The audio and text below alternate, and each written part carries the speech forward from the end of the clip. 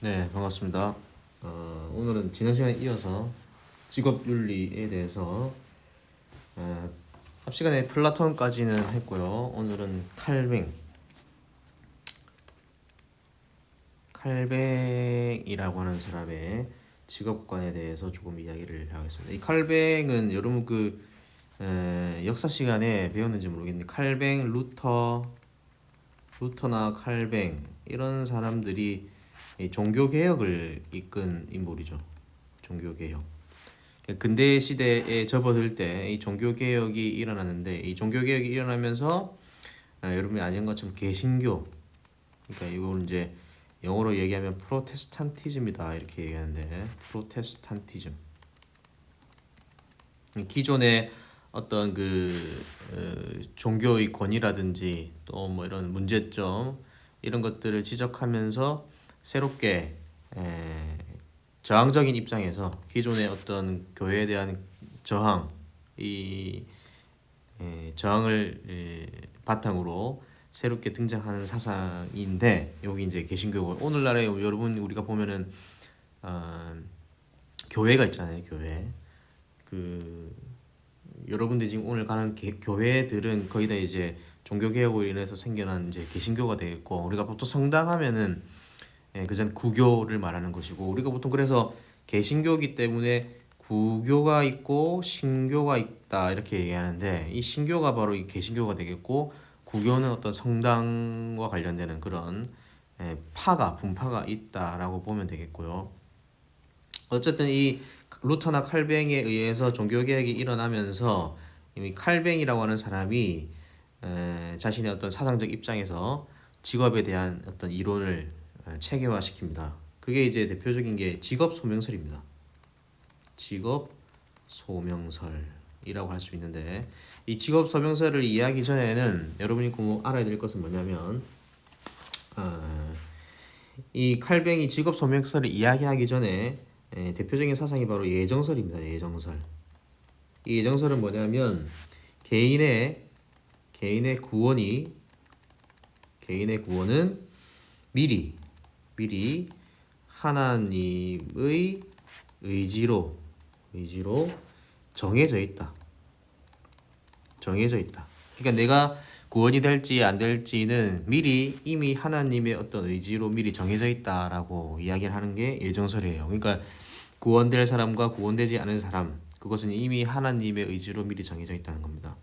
그러면 인간으로서 미약한 인간으로서는 내가 구원이 될지 안 될지 이런 것들을 확인하고 싶겠죠. 물론 100% 사실인지 아닌지는 내가 확인할 수 없어요. 예정되어 있는지 안 되어 있는지는. 그러나 이 불안한 인간이라고 하는 존재가 내가 예정되어 있으면 좋겠다 또는 뭐 예정되었으면 좋겠다라는 그런 희망이나 기대 이런 것이 있을 텐데 그래서 나는 구원을 확인하고 싶죠. 개인은. 그래서 구원을 확신할 수 있는 수단이 뭐냐? 구원의 확신 수단이 바로 이 칼뱅이라고 하는 사람은 뭐라고 얘기하냐면 바로 그게 직업이다라고 본다는 거예요. 굉장히 독창적인 사상이다라고 볼 수 있는데 이 직업이라고 하는 것이 뭐냐면 직업은 일종의 하나님의 부르심이다. 그래서 이 부르심이 한자로 얘기하면 소명이 되는 거고 영어로 얘기하면 콜링 이렇게 되거든요. 하나님의 부르심이 소명이 바로 직업이라는 거죠. 그러니까 이거는 일종의 직업이라는 것은 하나님의 일종의 명령이다라고 보면 되겠습니다. 명령. 그러니까 하나님의 명령이 이 직업이니까 이 직업을 어떻게 해야 돼요? 굉장히 신성한 것으로 여기게 되는 거죠. 신성한 것으로. 그러니까 이 직업이라는 것은 단순한 생계 유지를 넘어서 물론 생계 유지를 할 수도 있는 거죠. 직업은 당연히 기본적으로 모든 직업은 생계 유지 수단입니다. 먹고 살기 위해서 하는 건데 이 생계 유지를 넘어서 이 하나님이 명령이기 때문에 하나님이 일종의 정해준 것이기 때문에 이것은 신성한 가치가 있다. 신성한 가치가 있다는 거죠. 그럼 굉장히 영광스러운 거다. 그러니까 이 직업을 우리가 어떻게 해야 되냐? 어떻게? 직업은 신이 내린 소명이기 때문에 또는 신의 영광을 이 우리가 살고 있는 현실에서 실현하는 일종의 수단이다. 굉장히 신성한 가치가 있다라는 것이고, 따라서 이 직업을 내가 어떻게 임해야 되느냐. 이 프로테스탄티즘, 이 개신교들은 뭐라고 얘기하냐면은 근면해야 된다. 게으름 부리지 말고 검소하고 또 성실하게 또 전략하면서, 그것이 이 지금 프로테스탄티즘 그 중에서도 이 직업 소명서를 주장하고 있는 칼뱅의 입장이다. 그러니까 여러분께 이 근면과 검소와 반대되는 뭐 게으름이라든지 또는 낭비라든지 또는 뭐 사치라든지 이런 것들은 굉장히 바람직하지 않다라고 보는 거고요. 그 다음에 뭐 일을 하지 않고, 그러니까 노동을 통해서 노동을 하지 않고 돈을 버는, 우리가 보통 그것은 이제 불로소득이다 이렇게 얘기하는데, 일을 하지 않고 소득을 벌어들인다는 거죠. 이런 것들도 사실은 잘못된 거야. 근면성실하게 열심히 노동을 해가지고 아끼고 절약하면서 네가 부를 축적해도 돼라는 것이 이 직업 소명설의 입장이고요. 그러니까 이런 노동이 바로 뭐냐면 구원의 일종의 증표가 된다. 증표가 된다. 이렇게 이야기하는 게 칼뱅이라고 하는 사람의 입장이 되겠습니다. 그러니까 이 근면성실한 노동을 통해서 부를 축적하는 것이 어느 정도는 정당해. 부를 축적하는 것이 정당하다라고 보면 되겠습니다. 그러니까 우리가 보통 성경책에도 보면은 부자가 천국에 가는 것은 낙타가 바늘 구멍에 들어가는 것보다 더 힘들다 이렇게 이야기하면서, 기존의 부를 이렇게 쌓는 것에 대해서 어느 정도 기독교는 반감을 가지고 있거든요. 그러니까 부를 쌓는 과정에서 많은 사람들의 피해를 주고 또는 뭐 착취를 한다거나 뭐 이런 식의 어떤 그런 관념이 있었는데, 근면성실한 노동을 통해서 전략하면서 아껴가면서 부를 차곡차곡 쌓아가지고 부자가 된다, 이런 것들은 정당하다는 거예요. 이런 노동을 통해서. 그게 이제 프로테스탄티즘의 입장이다라고 보면 되겠습니다. 그래서 여러분 프린트를 잠깐 보면요, 그 세 번째 줄에 보면 예정설이 나와 있고, 인간의 노력으로 구원을 못 받는다. 인간의 노력만 가지고는 내가 구원이 될지 안 될지는 모르는 거예요. 하지만 구원됨을 확신하기 위한 수단이 바로 금욕적이고 성실한 직업 노동이다. 열심히 금욕적으로 노동을 하면 된다는 얘기고, 신의 소명을 노동을 통해서 응답을 해야 된다.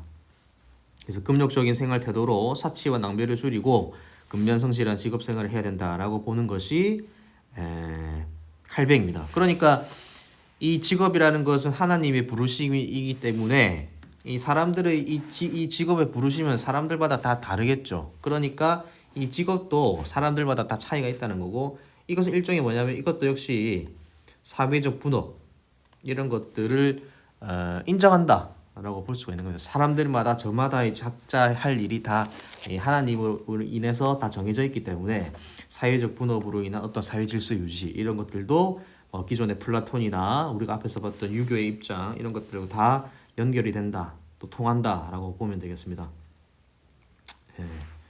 그 다음에 여러분 그 밑에 보면은 그 제시문이 하나 나와 있는데, 제시문을 잠깐 보면은 신은, 자, 첫 번째 줄에 신은 일찍이 진리를 통해 구제하고자 하는 자들, 이거는 이제 구원되는 사람들이겠죠. 그 다음에 파멸에 이르고자 하는 사람, 구원받지 못한 사람들을 결정했다. 이 모든 것은 내밀하고 우리가 이해할 수 없는 신의 섭리로 이루어지고, 그래서 내가 확신할 수 없죠. 내가 100% 된다 안 된다를 확신할 수 없어요. 그럼에도 불구하고 그것은 정당하고 공평하다라고 이야기해요. 그러므로 우리는 신이 우리 모두에게 우리 삶의 모든 행위를 할 때 그의 부름에 주목할 것을 명령하고 있다는 점을 기억해야 된다. 신은 여러 가지 삶의 계층과 삶의 양식들을 구분해놨다. 사람들이 할 일을 저마다 정해놨다는 거예요. 각 사람이 해야 될 일의 순서를 정해뒀다. 신은 그 같은 삶의 양식을 소명이라고 부르고 그러므로 사람들은 자기 사는 위치를 신이 정한 초소라고 생각한다. 초소라고 하는 것은 여러분 이 초소는 전쟁터나 이런 데서 이제 있는 거죠. 방어를 위해서 이제 지키기 위한 건데 무엇을 지키느냐? 악마의 어떤 뭐 유혹이라든지 이런 것들을 단호하게 거절하고 내가 열심히 직업 노동을 하는 것이 이 악마 유혹을 지키는 일종의 초소다라고 보는 겁니다. 그래서 밑에 보시면 이제 해설이 나와 있는데 칼백은 자신을 선택된 자로 여기고 모든 의심을 악마의 유혹으로서 거절해야 되고 자기 확신에 도달하기 위한 가장 탁월한 수단이 직업 노동에 임하는 것이다. 그래서 노동만이 종교적 회의를 씻어버리고 종교적 회의라고 하는 것은 내가 구원 안 될지도 몰라 그냥 난 신 믿지 말지 뭐 신이 있겠어 이렇게 이제 의심을 갖기 시작하는 거죠. 이런 것을 씻어버리고 구원에 대한 확신을 제공할 수 있다라고 믿었다.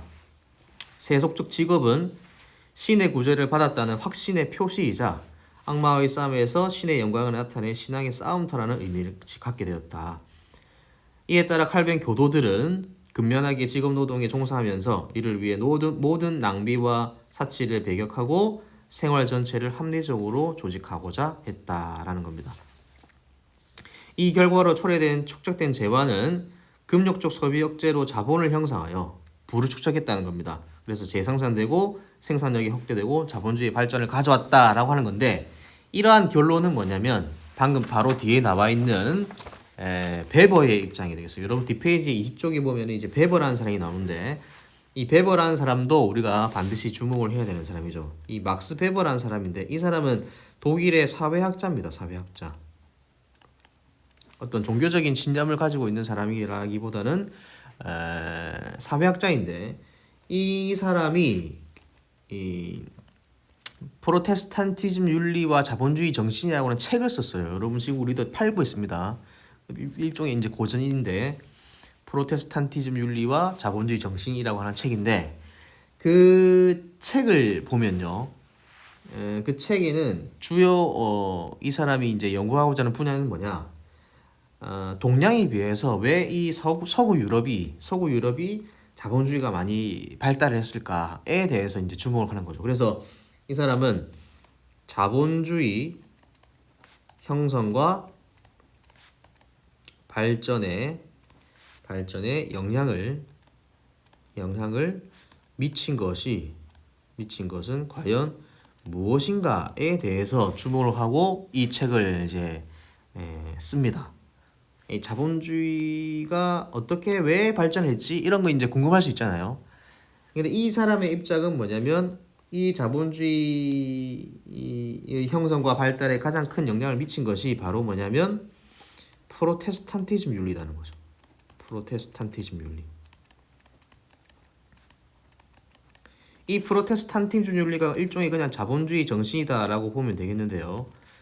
방금 이야기했던 이 프로테스탄티즘 윤리는 뭐라고 이야기했냐면은 근면, 성실한 또는 금욕적 직업 노동, 이 직업 노동을 통해서 부를 축적하는 것이 정당해라고 보는 거죠. 그러니까 근면 성실한 노동을 통해서 부를 쌓는 것이 정당해. 이 부를 쌓는다는 것은 뭘 발전을 가져와?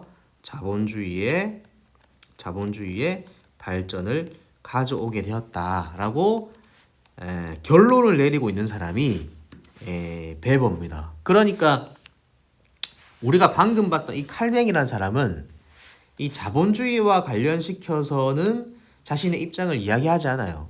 그러니까 이 직업이라고 하는 것이 신성한 것이고 이 직업을 우리가 어떻게 임해야 된다 이런 것들을 이야기하는 것이 자본주의와 관련시켜서 이 지금 우리가 이 하나님이 부르시면 이 직업을 통해서 막대한 부를 쌓고 우리가 자본주의를 많이 발전했어라고 하는 결론은 이 베버라는 사람이 내리는 거죠. 그래서 우리가 시험 문제를 봤을 때 시험 문제에 어떤 갑이나 을이 나왔을 때 자본주의와 관련시켜서 이야기하는 사람은 베버가 되는 겁니다. 베버. 그러니까 자본주의라는 용어가 나오면 베버다 이렇게 보면 되겠고요. 그래서 여러분 그 프린트를 조금 보면은 그래서 프로테스탄티즘과 자본주의 윤리에 대한 고찰을 이야기하는데 밑에 보면 프로테스탄티즘 윤리가 정당한 방법을 통한 이윤 추구를 정당함으로써 서구의 자본주의 정신의 토대를 제공했다. 그래서 자본주의 정신은 뭐냐? 이게 이제 프로테스탄트 윤리가 반영된 거죠.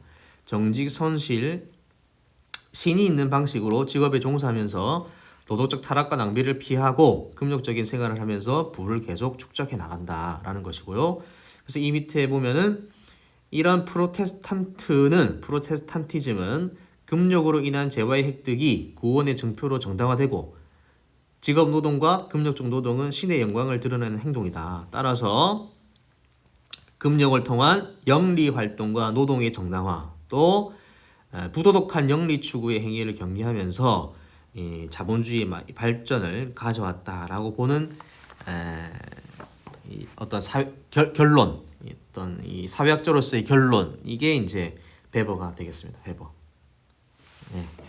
그러니까 두 사람의 입장이 완전히 같다라고 보기는 어렵고, 이런 프로테스탄티즘을 연구하면서 이 프로테스탄티즘 윤리가 자본주의의 발전을 가져왔어 라고 결론을 내린 사람은 베버다, 이렇게 이해를 하면 되겠습니다. 그 다음에 여러분 이제 마르크스가 나오는데요. 마르크스. 여러분 마르크스도 이제 독일의 철학자죠. 굉장히 유명한 학자고 여러분 다 들어봤을 겁니다. 선생님도 굉장히 존경하는 사람 중에 한 명인데, 이 마르크스는 이건 이제 영어식의 표기법을 우리가 이제 발음해서 이렇게 쓰는 거고요. 이 사람이 독일 철학자이기 때문에 이렇게 이제 우리가 이렇게 쓰는데, 이거를 이제 독일어식으로 발음하면은 막스 이렇게 부릅니다. 막스. 그래서 우리가 흔히 이 막스를 표기할 때 영어식으로 이렇게 표기하는 것도 많지만 이렇게 독일식으로 이렇게 막스라고 표기를 하는 방법도 있습니다. 참고로 뭐 알아두시고요. 뭐 어쨌든 이 마르크스라는 사람은 여러분 기억나실지 모르겠지만 이건 공산주의 또는 뭐 사회주의를 이상적으로 생각하는 그런 사람이죠. 대표적인 그런 사람인데, 그래서 이 공산주의 사회주의를 주장하기 전에 이 사람의 핵심은 뭐냐면, 기존의 이 자본주의 사회가 굉장히 부조리하다, 정의롭지 못하다. 그래서 이거를 비판하고 난 다음 이런 이 자본주의를 대체할 만한 어떤 사회적 체제가 뭐냐? 그게 바로 공산주의다. 이렇게 이야기를 한 거거든요.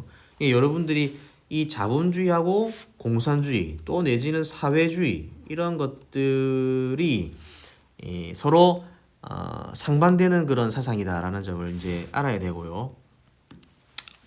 자본주의와 공산주의의 어떤 핵심적인 내용만 조금 이야기해 보면은, 자본주의는 이 캐피탈리즘이라고 하는 이 자본주의는 핵심이 뭐냐면 사유재산을 인정하는 거죠.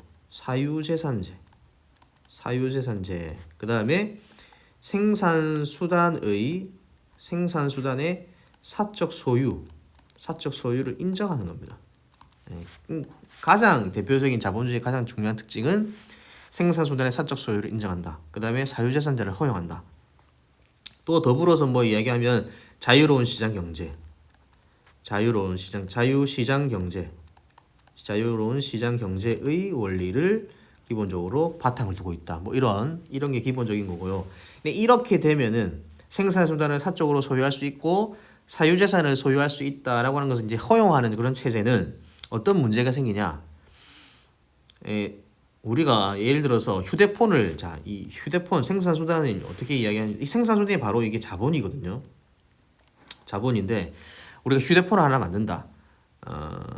아이폰을 생각해 보면은 아이폰 한 대를 생산할 때 필요한 수단이 있겠죠. 뭐가 있어야 되냐면 기계가 있을 것이고요. 기계. 그다음에 뭐 부품, 뭐 또 뭐 이 공장도 있어야겠죠. 이것을 만들기 위한 공장. 그다음에 이 공장을 지으려면 반드시 토지가 있어야 될 것이고요. 기타 등등 또 노동력도 있어야 되겠죠. 노동하는 사람도 있어야 될 테니까 이런 것들이 다 자본이거든요. 이런 것들을 개인이 사적으로 소유할 수 있도록 하는 체제가 자본주의입니다.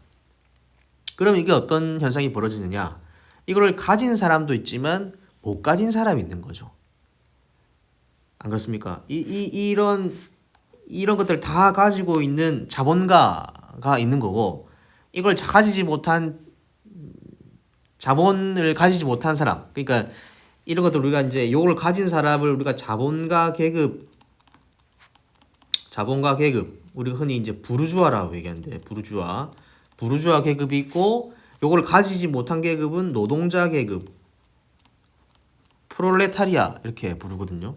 이런 두 가지 계급들이 존재한다는 거예요. 이 가진 자와 못 가진 자 이렇게 되는 건데 약간 극단적이죠.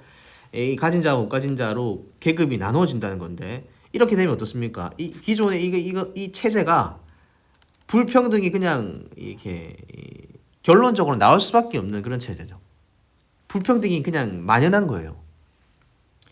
없을 수가 없는 거죠. 가진 사람이 있고 못 가진 사람이 있는. 그래서 이 불평등이 계속 있다 보니까 사람들이 이 불평등이 이 경제적 사회적 불평등이 있으니까 어떻냐면은 모든 사람이 자유와 평등을 누리고 살아야 되는데 진짜 자유와 평등을 누리고 있는 사람은 이 자본가 계급이지 이 노동자 계급은 자유롭거나 평등하지 못해 이렇게 되거든요.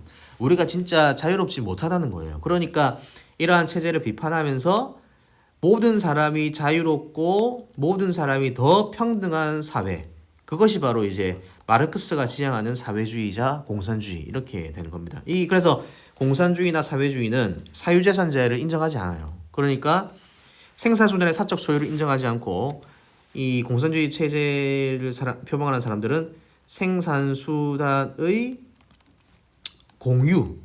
공유를 이제 이야기합니다.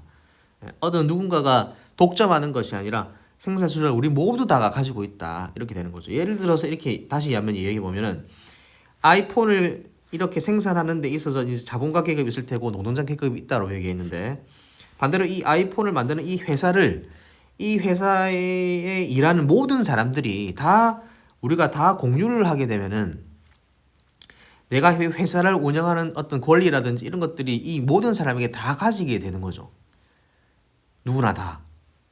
그러니까 자신의 발언권이라든지 또는 뭐 이해관계라든지 이런 것들을 자본가만 이야기하는 게 아니라 노동자도 다 이야기할 수가 있는 거죠. 이 회사 안에 이해관계가 있는 모든 사람들이 자신의 이해관계, 그다음에 자신이 이야기하고 싶은 권리나 자유 뭐 이런 것들을 자유롭게 이야기할 수 있다. 공유가 돼버리면 그래서 자본주의 사회보다는 훨씬 더 사회주의나 공산주의 사회에서 우리가 자유와 평등을 누릴 수 있다라는 것이 이 사람의 기본적인 입장입니다.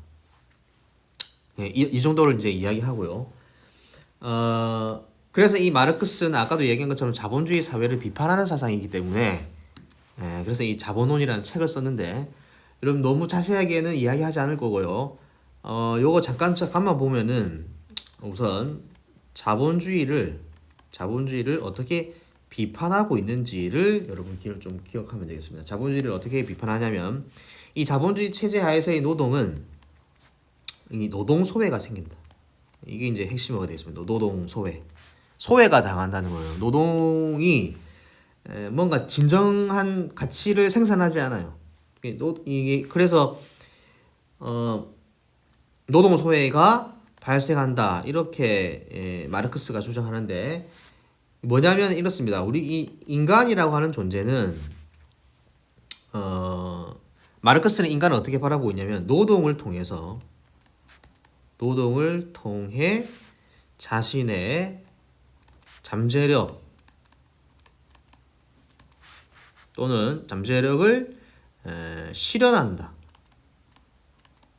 실현하는 존재가 바로 인간이다 이렇게 이야기해요. 그러니까 내가 노동을 통해서 내가 하는 일을 통해서 자신의 잠재력을 실현한다. 이건 다르게 이야기하면 그냥 자아 실현이거든요. 자아 실현. 내가 노동을 통해서 내가 원하는 바를 꿈을 실현한다 이렇게 이야기하는 건데 그러니까 그 마르크스 역시도 이 노동이라는 것은 단순히 생계 유지 수단을 넘어서서 생계 유지도 되지만 자아 실현을 위한 일종의 수단이다라고 볼 수가 있는 거죠. 아까 그 칼뱅은 생계 유지이자 신성한 가치가 있다고 그랬는데 이 마르크스도 생계 유지이자 자아 실현을 위한 가치가 있다라고 보는 겁니다. 그런데 이 자본주의 체제하의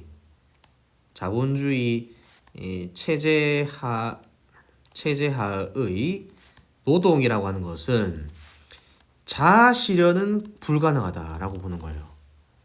자아 실현은 안 돼. 왜 그러냐면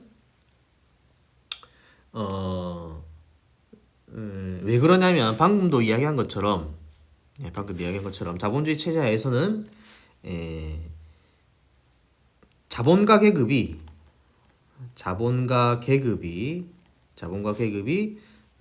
생산 수단을 소유하고 있죠.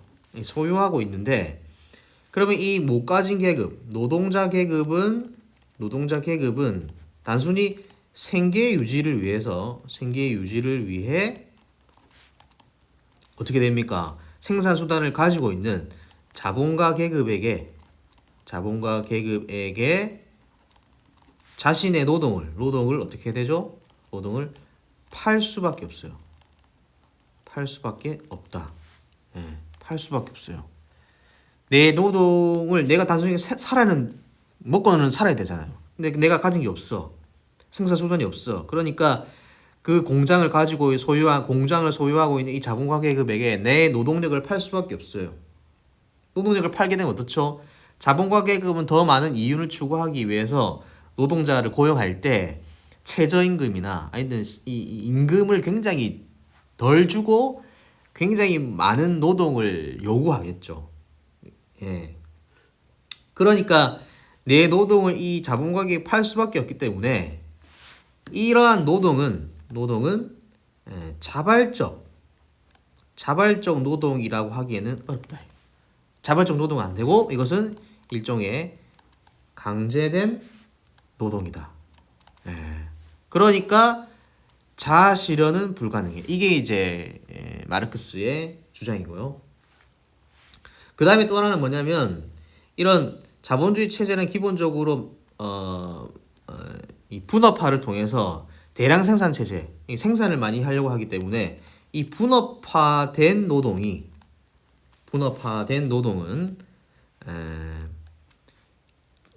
단순히 이 인간을 생산을 위한 기계나 또는 도구로 전락하게 된다라고 봅니다. 글자가 좀 더러운데요. 분업화된 노동. 다시 분업화된 노동은 여러분이가 이제 공장이나 이런 데 가보면 굉장히 다양한 이 분업 체계가 잘 되어 있기 때문에 사람이 8시간 동안 근무를 하면서 계속 똑같은 일을 그냥 반복적으로 하게 되는 노동도 많잖아요. 이 공장을 생각해 보면은 예를 들어서 어떤 자동차 공장에서 우리가 일을 해보면요, 이 뭐 차 한 대가 이제 컨베이어 벨트에 돌아간다고 할 때 이 어떤 A라는 사람은 계속 1시간 동안 1시간이 아니죠. 8시간 동안 그냥 뭐 계속 오른쪽 문만 조립하는 거예요. 이 B라는 사람은 계속 뭐 왼쪽 문만 계속 조립하는 거고요. 그러니까 이 분업화된 노동은 계속 반복된 노동, 그러니까 기계와 같은 그런 노동을 할 수밖에 없다라고 마르크스가 본다는 겁니다. 그러니까 마르크스는 우리가 지금까지 앞에서는 다 이 사회적 분업을 이야기했었는데 이 분업이라고 하는 것에 대해서 굉장히 반감을 가지고 있는 사람이에요. 사람은 이 일도 했다가 저 일도 하고 자기가 하고 싶은 일을 자유롭게 할 수 있어야 되는데 계속 똑같은 일을 반복적으로 하는 것은 이거는 인간의 가치가 퇴색이 된다라고 보는 거죠. 그래서 이런 반복되고 분업화된 노동이 인간을 생산을 위한 기계나 도구로 전락시키게 되는, 그래서 뭐가 이 노동 소외가 발생한다라고 이야기를 합니다. 그래서 여러분 프린트 조금 보면요, 자본주의 하에 노동 소외를 고발하고 노동의 본래적 가치라고 하는 것은 자아 실현을 위한 가치거든요. 이것을 위해서 이제 혁명을 강조하는데 혁명을 통해서 어떻게 공산주의로 간다는 거죠. 그래서 밑에 보면은 뭐 노동에 대한 입장이 있고요. 그다음 밑에 밑줄친데 보면은 자본주의 하에서의 노동의 본질은 왜곡되고 노동자는 사유재산을 가진 자본가를 위해 자신의 노동을 팔 수밖에 없는 생산을 위한 도구나 하나의 상품으로 전락해버린다. 그 다음 또 밑에 이러한 노동의 본질을 실현하기 위해서, 자아 실현을 위한 노동을 실현하기 위해서 자본주의 체제하의 노동 분업을 철폐하고 노동의 소홀을 극복하면 어떻게 되느냐. 자, 다시 여러분 한번 보세요. 이 노동 소외가 발생했습니다. 이거를 극복해야 되는데 이 극복은 어디서 해? 혁명을 통해서 어떻게? 공산주의 공산주의 사회가 도래가 되면 그때는 이 노동소외가 사라지게 되고 자아실현을 위한 그런 노동을 할 수가 있다라는 것이 이 마르크스의 입장이다라고 보면 되겠습니다. 그래서 밑에 요런 보면은 그 제시문의 소외란부터 시작해서 세 번째 줄을 보면요, 가운데 보면 노동자는 생산수단을 갖고 있지 않기 때문에 생계 유지를 위해 자본가에게 고용되어 임금을 받고 일을 해야 된다. 그 결과 노동자는 자신이 하고 싶은 일을 자유롭게 할 수가 없죠. 자신이 생산한 물건도 마음대로 사용할 수 없어요. 이것도 문제거든요. 과거에는 이런 자본주의가 발달하기 이전에는 내가 농사지어서 내가 지은 쌀로 내가 밥을 해먹고 라고 하는 그런 이런 내 노동에 대한 노동 생산물에 대한 내 권리가 있었다는 거예요. 그런데 지금은 이 자본가 계급에 고용된 노동자는 열심히 일을 해서 내가 휴대폰이나 뭐 자동차를 한 대 만들었지만 그 휴대폰과 자동차는 나의 것이 이제 아니게 되는 거죠. 그것은 자본을 가지고 있는 자본가의 것이 되는 거거든요. 그러니까 내가 만든 생산물에 대해서도 나는 소외를 받는다는 거예요. 이게 노동소외의 또 하나의 측면이다라고 볼 수가 있겠고, 자신이 생산한 물건도 마음대로 사용할 수 없어. 따라서 이 과정에서 노동자는 노동소외를 겪게 된다. 노동이 자아를 실현하는 활동이 아니라 생계를 위해 어쩔 수 없이 강제적인 활동이 되는 것이다 라고 이야기를 하면서 이 자본주의 체제 하에 노동을 비판했다. 그래서 이걸 비판하고 우리가 이 분업화된 노동이나 강제된 노동 이것들을 극복하려면 혁명을 통해서 공산주의 체제로 가야 된다 라고 보는 것이 마르크스의 입장입니다. 여기까지 이야기를 하겠고, 그다음 여러분들이 이어서 보면은 오늘 수업을 좀 길게 하겠습니다. 기업의 사회적 책임이라고 하는 부분이 나오죠. 기업의 사회적 책임. 그럼 기업이라고 하는 이 주체는 기본적으로는 다 뭡니까? 이윤을 추구하는 거죠. 이윤 창출. 이 가장 기본적인 목적인데요. 기업의 목적은 이윤 창출입니다. 아무리 이 좋은 기업이다 하더라도 이윤 추구를 하지 않는다. 그건 기업의 존재 가치가 없는 거고요. 그래서 이 기업은 사회적 책임, 여러 가지 사회 책임이 있는데 그 가장 그 대표적인 책임은 소극적 책임과 적극적 책임이 있다라고 이야기하고, 소극적 책임에는 경제적 책임. 이 경제적 책임이 바로 뭐냐면 이윤 창출입니다. 이윤 창출. 그 다음에 법적 책임.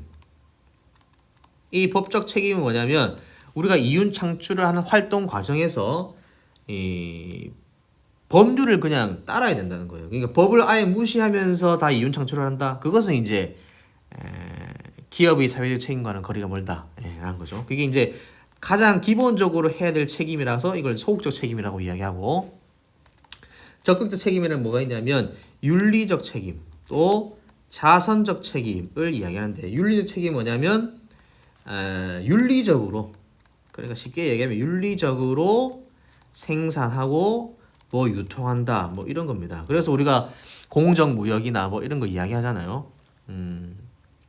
그러니까 우리가 어떤 뭐 상품을 생산할 때 상품 생산 과정이 정의로운가 이런 것들 따져보는 게 윤리적 책임이다라고 볼 수가 있는데,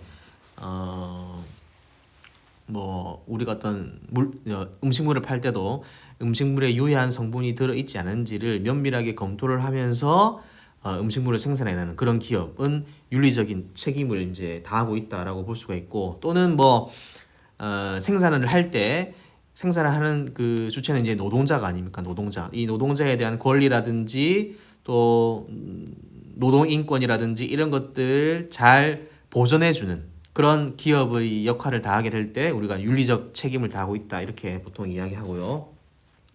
그 다음에 자선적 책임이 뭐냐면 이건 사회 공익 활동, 사회의 공익과 자선 활동을 할 때 우리가 이제 자선 자선적 책임을 이제 다하고 있다 이렇게 얘기하는데 대표적인 것이 뭐 어떤 그룹에서 장학 재단을 만들어서 어려운 학생들에게 뭐 교육의 기회를 더 부여해 준다든지 기업의 사회 공헌을 많이 한다든지 이런 것들이 자선적 책임인데 그래서 이 두 가지를 구분합니다. 그러니까 이렇게 기업의 이 사회적 책임을 이렇게 두 가지로 구분하는데 이게 소극적 책임을 강조하는 측면이 있고요. 입장이 있고 적극적 책임을 강조하는 측면이 있는데 여러분 그 프린트를 보면은 소극적